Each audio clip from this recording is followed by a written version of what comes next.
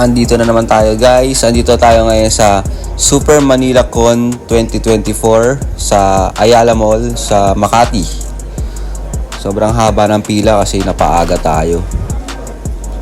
Simula second floor papuntang fifth floor, pumila tayo dyan. Yan, paakyat na tayo ng third floor. So ito na fourth floor, yan fifth floor. Malapit na tayo sa bilihan ng ticket. So yan, nakakuha na tayo ng ticket natin, papasok. Yan, may mga freebies sila dyan pag bumili ka ng ticket. Siyempre para sulit naman yung binayad natin. 500 pesos nga pala yung entrance fee. Yan kasama. Yan yung mga kasamang freebies. So papasok tayo sa loob.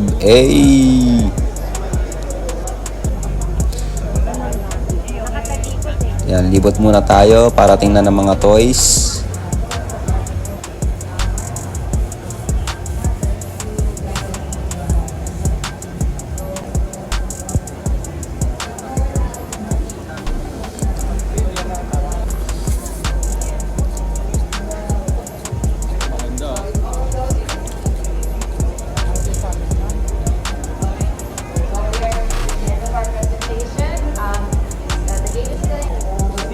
Ganda nitong Deadpool na backpack na to guys. Oh.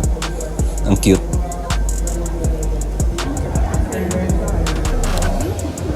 Ito nga pala yung mga bagong release ng Hot Toys.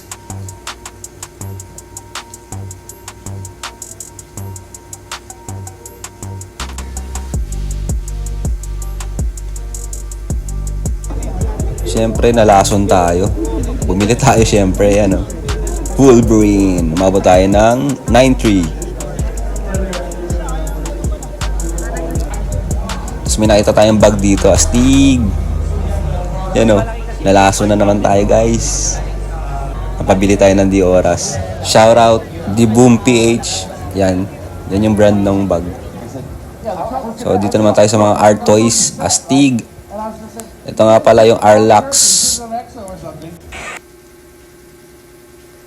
Arlac Techwear. Yan yung brand nila. Ang artist niya si Kensuke.